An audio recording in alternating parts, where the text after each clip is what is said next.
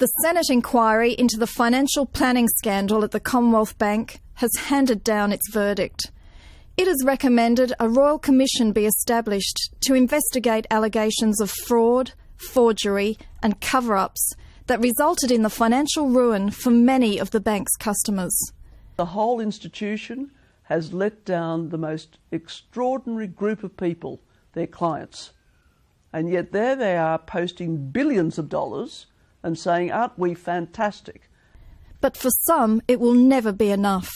A lot of the cases I've seen, people have had major health problems after these things have happened to them, and it's very distressing. And I decided to act after I had some elderly victims break down in my office with the stress and the trauma of what had been done to them.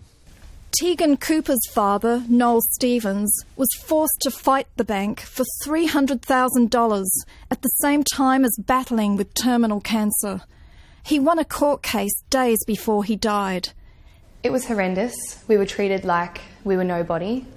My dad was fighting with cancer at the time, and they just acted like we were just an ant, basically. The Commonwealth Bank was found to be negligent and demonstrated misleading and deceptive conduct. They have not apologised to me, not to my face, not through a letter. I've heard nothing from them personally. For Jan Braund, the establishment of a royal commission or judicial inquiry will be the culmination of years of hard work. So pleased the Royal Commission will be able to go in and say, what is going on here? Who was the person?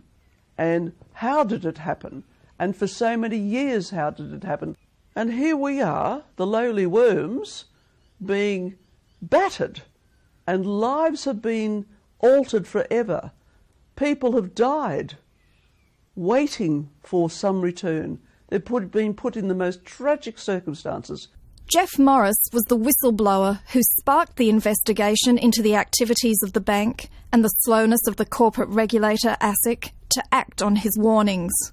So you were a financial planner at the Commonwealth Bank, and you saw a lot of forgery, potential fraud and a cover-up, and that inspired you to go to ASIC to tell them what was going on inside the bank. Yes.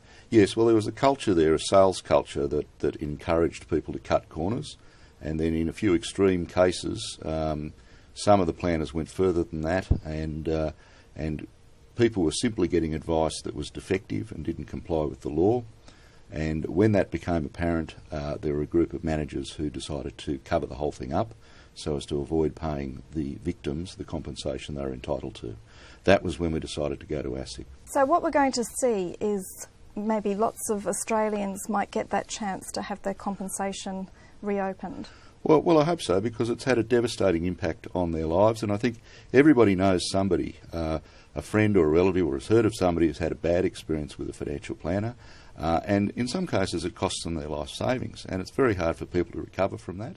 The establishment of a royal commission may result in some relief for Miles Tenney, who lost hundreds of thousands of dollars of his retirement savings, courtesy of Rollo Sheriff, who worked as a financial planner. And mate, we can't understand why some people have been compensated and then others, like my dad, who got out of it just in the nick of time before he lost everything, have not been compensated. You know, he's lost $350,000 cold. Tenney is joining a class action against the bank. The Senate inquiry also recommended that the country's corporate watchdog ASIC be turned into a leaner, meaner and more effective weapon against financial fraud. The inner workings of the corporate watchdog were put under the spotlight during the Senate inquiry, particularly how it manages complaints and acts on information from the public and whistleblowers. The government is yet to say whether it will proceed with a recommendation of a royal commission or a judicial inquiry.